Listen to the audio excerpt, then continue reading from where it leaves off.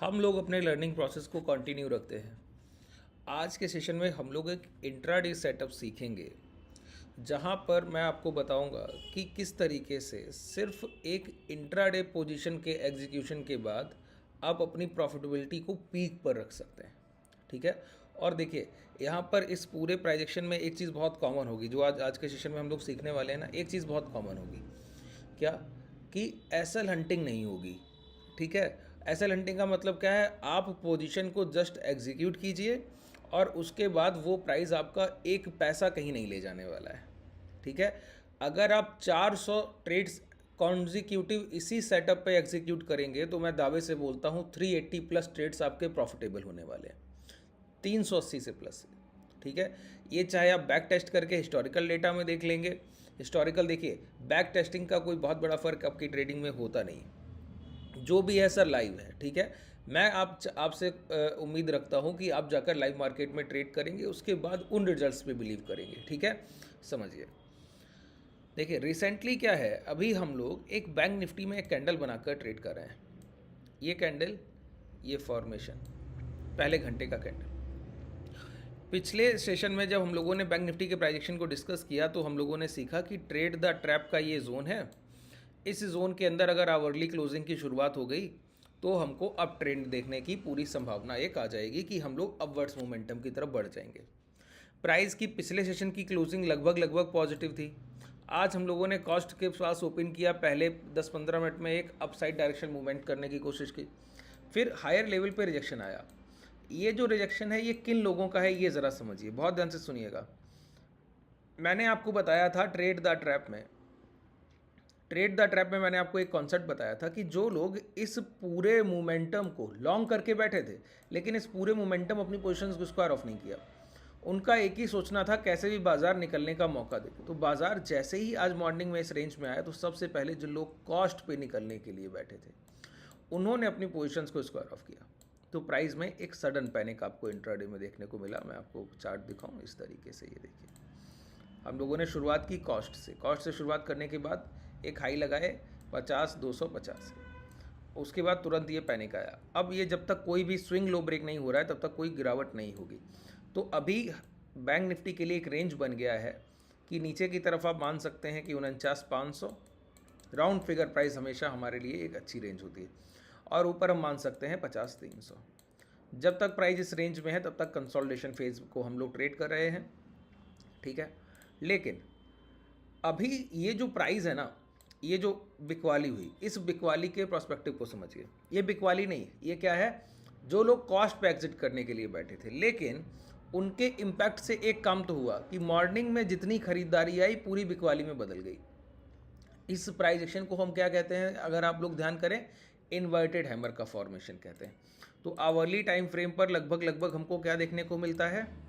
Inverted hammer का formation देखने को मिलता है। देखिए, इसी सेटअप से आपके बहुत सारे प्राइजेक्शन के कॉन्सेप्ट क्लियर हो जाएंगे और बहुत सारे डाउट भी दूर हो जाएंगे। ठीक है। बस सुनते जाना है लास्ट तक। इस सेशन को जो ट्रेडर देखेगा, मैं दावे से कहता हूँ इसके बाद आप किसी भी प्राइजेक्शन सेटअप पे इंट्राडे में काम नहीं कर रहे होंगे। सिर्फ एक काम आना चाहिए, आइडेंटिफिकेशन। वो तो आप सीख लेंगे क्योंकि मैं ही बता दूंगा कैसे पहचानना है। ठीक है। देखिए, जब कोई प्राइस इस तरीके का प्राइजेक्शन दिखाए कि एक खरीदारी के बाद पूरी बिकवाली हो जाए, आप सोचिए, आपने 100 रुपये के भाव पर इतना एक्यूमुलेशन किया कि प्राइस 120 रुपया तक चला गया था, इतनी खरीदारी आपने की, लेकिन किसी सेलर ने आपके अगेंस्ट में उतनी ही बिकवाली कर दी, प्राइस फिर 100 रुपये आ गया। तो आपको समझ आएगा ना कि आपने जितना अमाउंट लगाया होगा, मान लेते हैं आपने 10 CR लगाया एग्जाम्पल के तौर पर, तो आपके 10 करोड़ की खरीदारी का इम्पैक्ट था प्राइस 120 का। इसका मतलब है कि आपने तो 100 रुपये का भाव खरीदा, उसने तो बेचा 120 है और महंगा बेचा है। तो 100 रुपये आपके बराबर क्वांटिटी बेचने के लिए उसको यहाँ पर आपको 100 करोड़ लगा, उसको 120 CR लगा हो, है ना। आपको 10 CR लगा तो उसको 12 CR लगा होगा, 20% एक्स्ट्रा। इसका मतलब है ये जो सेलर है, अगर ये आपके इक्वल ही डिमांड के इक्वल ही सप्लाई ला रहा है तो भी आपसे ज़्यादा पैसा देकर आ रहा है। तो ऐसी कंडीशन में फिर सेलर के अगेंस्ट में बाइंग का उठना मुश्किल हो जाता है। क्यों? बायर्स, इंस्टीट्यूशनल बायर्स फिर ये समझ जाते हैं कि ये कोई बड़ा सेलर है, इसका जितना इम्पैक्ट है, जितनी ये बिकवाली करना चाहता है, इसको कर लेने दें, फिर हम किसी निचले स्तर पे बाइंग करेंगे, क्यों यहाँ पर इससे लड़ाई झगड़ा करना है सर, है ना। अगर बायर काल्मनेस के साथ पोजीशंस को एग्जीक्यूट करना चाहता है, अगर उसके पास ड्यूरेशन है, खरीदने का एक लंबा समय है, टाइम पीरियड, जैसे कि इन्वेस्टमेंट फर्म जो होती हैं म्यूचुअल फंड्स में जब पोजीशंस बनती हैं तो large cap stock, small cap stocks में उनकी पोजीशन 2-3 साल तक बनती है। आईटीसी में अगर आप देखेंगे तो 200 का भाव हम लोगों ने दो साल तक इस तरीके से ट्रेड होते हुए देखा। कोल इंडिया की प्राइजेशन को इस तरीके से आप देखिए, ठीक है। अभी हम लोग विप्रो की प्राइजेशन को इस तरीके से देख रहे हैं कि एक टाइम ड्यूरेशन, एक लंबा समय एक्यूमुलेशन का चल रहा है, ठीक है। इस तरीके से अगर आप गौर करें तो हम लोग एक स्टॉक खरीद रहे थे जिसका नाम था हैप्पीएस्ट माइंड, ठीक है। हैप्पीएस्ट माइंड हम लोग 800 की रेंज में पिछले 4 महीने 5 महीनों से एक्यूमुलेट कर रहे हैं, 800, 780, और देखिए 2 सेशन, जस्ट 2 सेशन आपको ये मिले हैं और प्राइस ने ये 760 से अभी ये हाई लगा दिया है 880। अब ये मोमेंटम की जस्ट बिगिनिंग है, शुरुआत है, ठीक है। अगर आप यहाँ पर देखें तो इस पूरी रेंज को, यही ट्रेड द ट्रैप यहाँ पर भी बन रहा था, प्राइस ने लो ब्रेक किए, दोबारा अंदर आया, ये हाई ब्रेक हो गया, तो आपके सामने मोमेंटम है सर। और कुछ देख रहे हैं क्या? नहीं। अब ये प्राइस मैं आपको दावे से बोलता हूँ बहुत जल्दी आप देखेंगे 1000 के बाद इसका जो ऑल टाइम हाई 1500 के आसपास लगे होंगे वो, और ये भी ब्रेक होने के बाद इसका टारगेट जो है वो 2500 का है। इसीलिए हम लोग एक लंबे टाइम पीरियड में, देखिए जब हम लोग बाइंग करते हैं ना, अपॉर्चुनिटी गेन करते हैं, तो उसका टाइम ड्यूरेशन हमको पता होना चाहिए। जैसे कि जब हम हैप्पीएस्ट माइंड में बाइंग कर रहे थे तो 3-4 महीना हम लोगों ने लग कर खरीदारी की। इस रेंज से हम लोग खरीदारी करने की शुरुआत कर रहे हैं और यहाँ तक लगातार खरीदारी कर रहे हैं, ठीक है। क्योंकि हमको पता है अब यहाँ पर और गिरावट नहीं होगा, लेकिन कब चलेगा इसका अभी पता नहीं है, क्योंकि ये इंस्टीट्यूशनल एक्यूमुलेशन है, बड़े लोगों की खरीदारी है, वो भी खरीदारी में समय लेते हैं, ठीक है। एक इतना बड़ा एक्यूमुलेशन होगा जिसके इम्पैक्ट से प्राइस 2500 रुपये तक जाना है, तो इतने बड़े पैसे के एक्यूमुलेशन में समय भी तो लगेगा सर, तो टाइम हमको देना होता है, ठीक है। तो कभी भी टाइम पीरियड हमको पता होना चाहिए। ये जो हमारी बाइंग है ये डेली टाइम फ्रेम की बाइंग नहीं, इसको आप देखेंगे मंथली टाइम फ्रेम पर, आपको बहुत प्यारा प्राइस एक्शन दिखेगा। देखिए ये लोअर लोज के सेटअप थे, लोअर लोज का प्राइस जो है इक्वल लोज लगाने लगा था, क्लियर हो गया ना कि डब्ल्यू फॉर्मेशन की तरफ आप बढ़ने वाले, ये हाई ब्रेक होगा आपके, ये हाई भी ब्रेक हो जाएंगे, ठीक है। इसी तरीके से प्राइस को, अब यहाँ पर एक्यूमुलेशन की शुरुआत हुई जून 2022 में और ब्रेकआउट करने जा रहे हैं हम लोग जून 2024 में, 2 साल की खरीदारी, ठीक है। इसी तरीके से मैंने बताया कि जब भी किसी प्राइस में एक खरीदार अपना बाइंग इम्पैक्ट से गुजर रहे हो कि एक निचले स्तर पे खरीदारी की और प्राइस हायर लेवल पे चला गया, उसके बाद अगर हायर लेवल पे बिकवाली आती, तो अगर बायर के पास ये टाइम है, ड्यूरेशन है खरीदारी का, तो वो क्या करेगा? समय देगा। समय किसको? सेलर को और बेचने का, और उससे बायर का क्या फ़ायदा होगा कि उसको निचले स्तर पे खरीदारी का मौका मिलेगा, उसको तो बड़े समय में खरीदारी करनी है, टाइम बहुत है। जैसे यहाँ पर इस कैंडल को आप देखिए, ठीक है। इस कैंडल में क्या हुआ? प्राइस चलकर जा रहा था, देखिए 964 से चलकर गए हम और 1150 की हाई लगाए, लेकिन जब क्लोज करने आए तो दोबारा कहाँ पर? 1030। तो बायर को ये बात समझ आई होगी ना कि हम जितना खरीदे हैं उससे आधा तो इसने सेलर ने बेच दिया है, मतलब ये कोई बड़ा सेलर है, तो अभी हमारे पास भी टाइम है खरीदने का, क्यों ना इसको मौका दिया जाए और बिकवाली का हमको निचला स्तर मिल जाएगा। तो बायर्स ने फिर अपनी काल्मनेस के साथ बाइंग की, धीरे धीरे एक्यूमुलेशन किया, तो प्राइस में फिर बायर्स 780 के भाव तक खरीदते रहे, ठीक है। तो कभी भी प्राइस में एक बाइंग के बाद सप्लाई आती है, बाइंग के बाद सेलिंग आती है, तो प्राइस में इसको हम कहते हैं एक पैनिक क्रिएशन, मतलब ये एक वीक प्राइस एक्शन का साइन है। इसके बाद बायर्स फिर हिम्मत नहीं करते दोबारा खरीदारी की जाए, लेकिन ऐसा हर परिस्थिति में संभव नहीं। कभी कभी बायर्स के पास टाइम ही कम है, वो उन्होंने सोच रखा है कि हमको इसी रेंज में खरीदारी करनी है और अभी प्राइस में एक डिमांड क्रिएट करनी है, तो फिर वो जब सेलर बिकवाली करेगा ना तो उसके अगेंस्ट में वो दोबारा पोजीशन बनाने की कोशिश करेंगे। इसको कहते हैं बाइंग ओवरलैप, कि एक बार आपने प्राइस में बाइंग की है, उसी स्तर पे भाव दोबारा लौट आया तो आप दोबारा उतनी ही खरीदारी करें। इससे क्या होगा? एक बड़े सेलर का जो बाजार में अभी अभी आया था, रिसेंट सेलर, उस बड़े इंस्टीट्यूशन सेलर को आप ब्रेक करते हैं। इतने बड़े इंस्टीट्यूशन सेलर को जब आप ब्रेक करते हैं, जिसने अभी अभी आपकी एक पिछली बाइंग को काटा है, प्रीवियस बाइंग को पूरी तरीके से ब्रेक किया है, उसके बावजूद आप नहीं माने और इतनी बड़ी डिमांड क्रिएट कर दी, मतलब आप सिर्फ बायर नहीं हैं, आप अल्ट्रा स्ट्रॉन्ग बायर हैं सर। आपने सिर्फ खरीदारी नहीं की है, आपने 2 बार खरीदारी की, पहले एक बाइंग की, दोबारा सेलर को काटने के लिए फिर बाइंग किया है, तो एक ही जगह पर खरीदार का 2 बार पैसा लगा। जहां पर उसकी एक्यूमुलेशन 100 करोड़ से हो सकता था, वो 200 करोड़ रुपया लग गया उसका, ठीक है। मतलब डबल क्वांटिटी आपको खरीदनी पड़ गई। अब सोचिए, इंस्टीट्यूशन अपने 1 पैसे पे तो रिस्क लेते नहीं है सर, अब आप बोल रहे हैं वो अपने 2 पैसे पर, मतलब 2 गुने पैसे पर रिस्क ले लें, नहीं लेंगे ना। तो जब भी किसी इन्वर्टेड हैमर जो कि एक नेगेटिव स्ट्रक्चर है उसके हाई ब्रेक होते हैं तो प्राइस का हायर डायरेक्शनल मोमेंटम बहुत शार्प हो जाता है। ठीक है, अब होता क्या है, इस नेगेटिव प्राइस को देखकर कई खरीदार जो बहुत अच्छे बाइंग अपॉर्चुनिटी को देखते हैं और बहुत कंफर्मेशन को ट्रेड करते हैं, तो इस बात को वो समझते नहीं कि इन्वर्टेड हैमर को वो मानते हैं कि वीक कैंडल का प्राइजेक्शन है, अगर हाई ब्रेक हो गए तो भी वो इस पर बिलीव नहीं करते। ये उनकी एक गलती मान सकता हूँ। ठीक है, जब वो यहाँ पर बिलीव नहीं कर रहे हैं, लेकिन जब वो ये देख लें कि 1200 का भाव जब ब्रेक किया तो वो भाव दोबारा चलकर हो गया सर यहाँ पर 1400, इसका मतलब है ये 200 पॉइंट का जो मोमेंटम उठा इस सेलर को ब्रेक करने के बाद और बायर्स ने यहाँ पर खरीदारी की, मतलब फ्रेश डिमांड कहाँ पड़ी है, इस सेलर के हाई ब्रेक होने पर एक फ्रेश डिमांड पड़ी। बात क्लियर हुआ? इसको हम कहते हैं अनटेस्टेड जोन, मतलब जहां से सबसे बड़ी खरीदारी उठी। पिछली बार भी बायर्स ने उतनी ही खरीदारी की थी, इस बार भी बायर्स ने उतनी खरीदारी की, लेकिन और बायर्स इस प्राइस को देखकर बहुत ज़्यादा बुलिश हो गए और सेलर्स ने बेचने की कोशिश नहीं की, क्योंकि जिस बायर ने एक इतने बड़े बिकवाल को काट दिया वो दूसरे बिकवाल को भी काटने की हिम्मत रखता है। तो सेलर्स इस प्राइस में इंटरेस्टेड नहीं रहेंगे फिर कभी। अगर एक बार किसी इन्वर्टेड हैमर के हाई ब्रेक होते हैं ना तो वो प्राइस फिर रुकता नहीं है। जैसे यहाँ पर मैं आपको दिखाऊं, ये इन्वर्टेड हैमर का फॉर्मेशन है, देखिए ये जैसे ही इसके हाई ब्रेक हुए तो आप मोमेंटम देख सकते हैं। 396 का कैंडल जो हाई लगाकर आया वो 600 का है। ये मंथली टाइम फ्रेम का प्राइस है। मंथली टाइम फ्रेम पर इन्वर्टेड हैमर के हाई ब्रेक होना मतलब आपके हाथ एक समझिए कि मल्टीपल ट्रेड्स आपके अपॉर्चुनिटी देकर जाती। एक बार आप एंट्री करेंगे आपको 30, 40, 50% का return with in a month, with in a 2 month. Inverted hammer का हाई ब्रेक होना चाहिए। ठीक है, लेकिन मैं क्या बोलता हूं कि ये तो इन्वर्टेड हैमर के हाई ब्रेक होने के मंथली टाइम, हमको क्या करना है, डेली टाइम फ्रेम इंट्राडे पे अपनी पोजीशंस बनाने के लिए ट्रेड प्लान रखना है। देखिए ये जो ट्रेड द ट्रैप का सेटअप है ना, इसको मैंने कल के सेशन में भी डिस्कस किया, इसके पिछले सेशन में भी डिस्कस किया। अगर आप इसको देखना चाहें तो डायरेक्टली चैनल को ओपन करके भी देख सकते हैं, या फिर आप डिस्क्रिप्शन में जाकर टेलीग्राम और व्हाट्सअप कम्युनिटी से हमारी जुड़कर वहाँ से भी उस सेशन को डायरेक्टली देख सकते हैं। ठीक है, अब देखिए हमको क्या करना होता है, हमको एक डेली टाइम फ्रेम पर या आवरली टाइम फ्रेम पर इन्वर्टेड हैमर चाहिए होता है। ठीक है, और उस इन्वर्टेड हैमर की हाई ब्रेक होने के बाद मोमेंटम हायर साइड हो गया हो एक बार।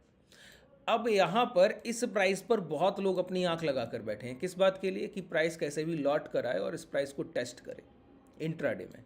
आवरली या डेली टाइम फ्रेम पर ये हाई ब्रेक होने चाहिए और एक मोमेंटम मिलना चाहिए। फिर 5 या 10 मिनट के टाइम फ्रेम पर हमको इसका रीटेस्ट चाहिए कि प्राइस आकर इस प्राइस को टच करे, इन्वर्टेड हैमर की हाई को। और वहाँ पर अगर आपको कोई पॉजिटिव प्राइस दिखाई दे जाए, कोई भी पॉजिटिव स्ट्रक्चर दिखाई दे जाए खरीदारी का, तो समझ लीजिएगा ये सबसे बेहतरीन बाइंग है। अब प्राइस में मोमेंटम की शुरुआत होने वाली है। बात क्लियर हुआ? अच्छा, इस प्राइस को मैं आपको दिखाऊं, रिसेंट इंडेक्स में पहले देख लेते हैं, फिर कहीं और देखेंगे। सर इंडेक्स आपके लिए ज़्यादा ज़रूरी होता है। आवरली टाइम फ्रेम पर ही आ जाइए। अब आप लोग आवरली टाइम फ्रेम ही ट्रेड करते हैं तो आवरली टाइम फ्रेम बेहतर है। ठीक है, देखिए इस प्राइस को बहुत ध्यान से एक एक पॉइंट को गौर कीजिए तो आपको पता लगेगा कि हम लोग क्या ट्रेड कर रहे हैं। देखिए ये क्या है, एक इन्वर्टेड हैमर का फॉर्मेशन है। मार्क करूं इसको, ये आप देख पा रहे हैं, ये क्या है, ये एक इन्वर्टेड हैमर का फॉर्मेशन है। प्राइस चलकर जा रहा था, तुरंत बिक वाली है, प्राइस नीचे आया। थोड़ा सा नीचे आने के बाद प्राइस में हैमर बना, खरीदारी हुई और खरीदारी के बाद इस इन्वर्टेड हैमर के हाई ब्रेक कर दिए गए। तो 48,200 का इंडेक्स जो चल कर गया वो कहाँ तक चल कर गया, 49,600 तक चल कर गया। मैंने क्या कहा, जब प्राइस दोबारा लौट कर आए और इसी रेंज के पास आकर कोई खरीदारी का अवसर दे, इस कैंडल, ये तो आवरली टाइम फ्रेम है। अब आप 5 मिनट के टाइम फ्रेम पे जाकर यहाँ खरीदारी की अपॉर्चुनिटीज़ देखेंगे। ठीक है, और जैसे ही आपको बाइंग अप्रोच मिलती है यहाँ पर खरीदारी कीजिए। इसी रेंज के नीचे आपका एसएल है। प्राइस ने देखिए इसके बाद गैप अप करके जो हाई लगाए थे वो 51,000 के थे, गैप अप करने के बाद।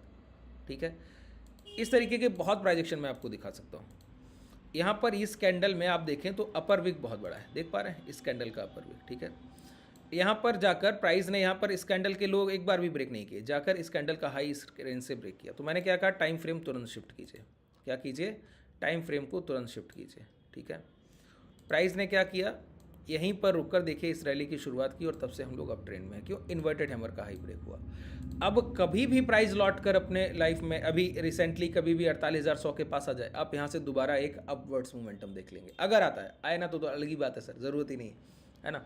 अच्छा, क्या रिसेंटली किसी इंडेक्स या प्राइस में ऐसा सेटअप बना है जिसको आप रिसेंटली ट्रेड कर सकते हैं? बिल्कुल। आईटी सेक्टर के ऐसे शेयर्स हैं जहां पर आपको ऐसा प्राइस देखने को मिल जाएगा। जैसे मैं आपको बताऊं तो इन्फी, आईटी सेक्टर में एक अच्छा डिस्काउंट है सर, अगर आप लोग खरीदारी करना चाहें तो उससे बेहतर कोई बाइंग, देखिए अभी आपके सामने प्राइस चलने लगा है, हम लोगों ने पहले ही बाइंग कर ली है इसी वजह से। देखिए आप लोग जहाँ खरीदारी नहीं कर पाते ना सर, हम लोग वहीं खरीदारी करते हैं। कारण क्या है? यही कारण है कि हम लोग बाइंग अपॉर्चुनिटीज़ को इसी तरह देख ही रहे हैं जैसे आप नहीं देख रहे हैं, है ना। ये इन्वर्टेड हैमर का फॉर्मेशन था, ठीक है। अब देखिए कभी कभी प्राइस इस रेंज के अंदर आ जाएगा, लेकिन उससे डरना नहीं, आपको ये देखना है कि फॉलो अप कहाँ तक जा रहा है। जैसे इस सेलिंग का इम्पैक्ट यहाँ तक चला, हम हैं तो इन्वर्टेड हैमर की रेंज में ही, तो इन्वर्टेड हैमर की रेंज में है तो प्राइस में देखिए ये क्या है, पॉजिटिव कंसोलिडेशन। क्या है ये? Positive consolidation. दिख गया ना पॉजिटिव कंसोलिडेशन। जिन लोगों को पॉजिटिव कंसोलिडेशन नहीं पता है, यकीन मानिए अपनी ट्रेडिंग में बहुत बड़ी गलतियां कर रहे हैं। पॉजिटिव कंसोलिडेशन हमारा एक प्राइस का एक सुप्रीम प्राइस एक्शन है सर, ठीक है। बॉटम बनते हुए, टॉप बनते हुए नेगेटिव कंसोलिडेशन से जितनी ही आपकी एसएल हंटिंग होती है, आप लो पर खरीद कर हाई पर बेचना चाहते हैं ना, सिर्फ पॉजिटिव कंसोलिडेशन से पॉसिबल है। जिन लोगों ने, हमारे ट्रेडर्स ने यहाँ पर इन्फोसिस में पोजीशन बनाकर रखी हुई, क्या का रीजन रहा होगा बताइए? पॉजिटिव कंसोलिडेशन एक सबसे बड़ा रीजन, ठीक है। आईटी सेक्टर के इंडेक्स का प्राइस देखिए, इन्वर्टेड हैमर का फॉर्मेशन, ठीक है। अब यहां पर ये खरीदारी आपके सामने प्राइस चलकर जा रहा है, ये क्या है? इंपैक्ट जहां सेलिंग का खत्म होगा। अब सेलिंग का इंपैक्ट यहीं खत्म हो जाता तो यहीं से हम लोग रिवर्सल देखते।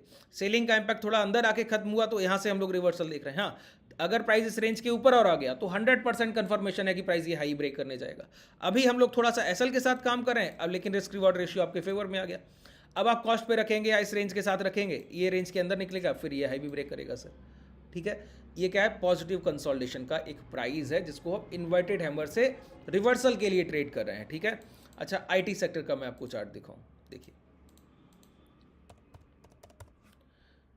अगर आप लोग बोलेंगे कमेंट सेक्शन में बताइएगा, अगर आप लोग चाहते हैं कि पॉजिटिव कंसोलिडेशन का मैं सेशन दोबारा करूं, तो आज शाम का सेशन मैं पॉजिटिव कंसोलिडेशन का आप लोगों के लिए कर दूंगा सर, ठीक है। आप लोग बताइएगा अगर चाहते हैं तो। देखिए डेली टाइम फ्रेम पर आते हैं, ये क्या है सर? इस कैंडल के हाई मार्क कीजिए, ठीक है। हाई मार्क करने पर आपको क्या समझ आया?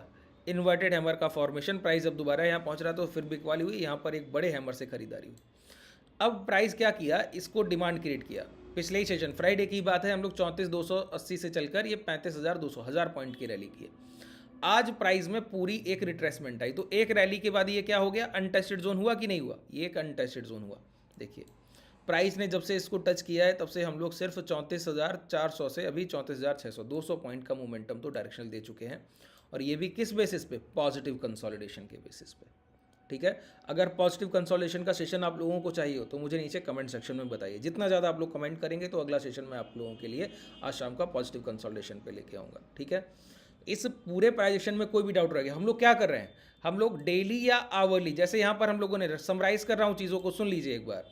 हम लोगों ने क्या किया? डेली टाइम फ्रेम पर ये आइडेंटिफाई किया कि किस जगह इन्वर्टेड हैमर के हाई ब्रेक होने के बाद एक मूव आ चुका है। फिर ऐसे शेयर्स या ऐसे इंडेक्स को अपने वॉच लिस्ट में रखिए। जब भी 5 या 10 या 2 मिनट के टाइम फ्रेम पर उसके रिटेस्ट होंगे या रिटेस्ट के बाद प्राइस चलते ही चला जाए, तो जहां से रिवर्सल मिलेगा वहां से हमको ये देखना है क्या कोई पॉजिटिव कंसोलिडेशन या फिर एक इंगल्फिंग का फॉर्मेशन या फिर इवनिंग स्टार, ऐसा कोई प्राइस बन रहा है जहां पर रिवर्सल का साइन दिख रहा हो, ऐसा कोई सेटअप, खरीदारी की अपॉर्चुनिटी, ठीक है। तो वहां पर आप इंट्राडे में ट्रेड करते हैं। रिसेंटली स्विंग लो का आपका एसएल रहता है, टारगेट आप जितना चाहे रख सकते हैं सर। यहाँ पर नॉन फेलियर, मैंने क्या बोला? आप 400 ट्रेड करेंगे, 380 प्लस आपके पोजीशंस ठीक होंगे। सिर्फ प्राइजेक्शन की बात कर रहा हूँ, किसी इंडिकेटर की बात नहीं कर रहा हूँ। प्राइजेक्शन में बहुत पावर होता है, आप लोग इसको फील तो कीजिए सर, ट्रेड करने की कोशिश तो कीजिए। लाइव मार्केट में जाइए फिर इसको ट्रेड कीजिए, ठीक है। चलिए आज के लिए पर्याप्त है, धन्यवाद।